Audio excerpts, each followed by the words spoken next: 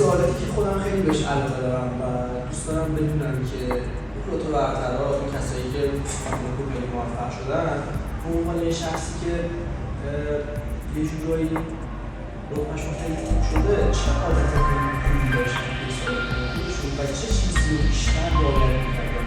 من یه عادت خوبی که داشتم، هیچ وقت خودم سرزنش نمی‌کردم و می‌دونستم زندگی یا همون کنکور من یه مسیر و یه جاده 100% صاف و هموار نیست. هر یه جای پستی بلندی داشته باشم و خودم رو واسهشون آماده کنم.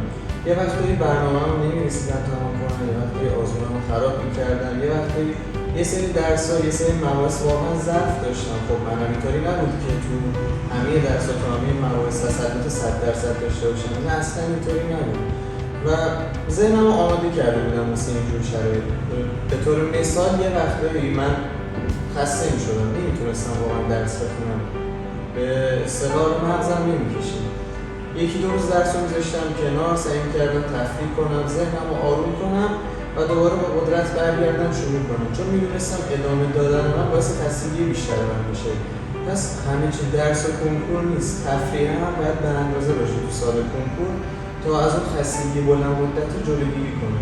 و حالا توی آزمونام که عادتی داشتم، اگه خراب می‌کردم زیاد خودم سرزنش نمی‌کردم، سعی کردم با تحلیل آزمون بفهمم کجا اشتباه کردم، تو چه مواردی، تو چه سوالاتی نقطه ضعفمو بررسی کنم و از آزمون بعدی تلاش کنم که نقطه ضعفمو برطرف کنم. تحلیل آزمون خیلی چیز مهمیه، یکی از ارکان اصلی قبولی.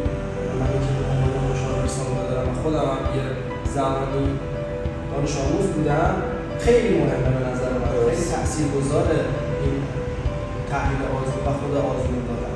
خب یه برای قضیه ها با شما یه عادت مثبتی داشتی، عادت خیلی خوب بوده. حالا از اون بر به قضیه نگاه بکنید، اگه شما برگردید به سال کنکوره و شما میگن که آقا یه عادتی که خیلی بد بوده و یه عادت بدی که در سال کنکور داشتی و حذف می‌کنی، به نظر خودت چی رو حذف کردی تو سال کنکور؟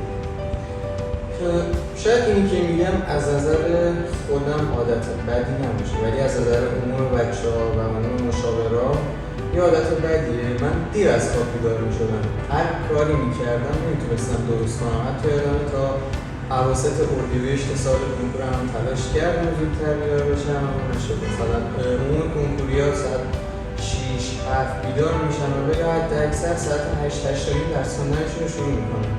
من خودم اینطوری بودم که واقعا از 9:30 زودتر نمیتونستم بیدار بشم، یعنی هر کاری میکردم نمیتونستم به این موضوع دست پیدا کنم.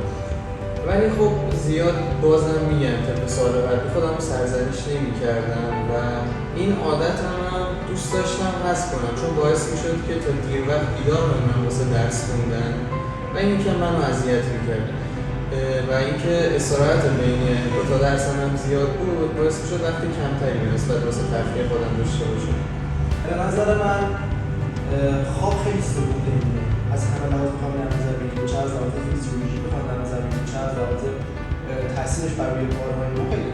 به خاطر همین شما باید جوری مدیریت زمانتون رو انجام بدید در طول روز که شب یه ساعت مشخصی بخوابید حتما و صبح یه ساعت مشخصی بیدار بشید که زندگیتون بیفته روی نظم. یعنی اگه شما نظم نداشته باشید توی زندگیتون، برنامه‌تون کامل و تمام و کمال انجام نشه. خب ولی اگه تایم خوابتون رو درست بکنید، یکی از اصلی ترین برنامه روزانه‌تون رو شما درست کردید، چون خیلی مهمه.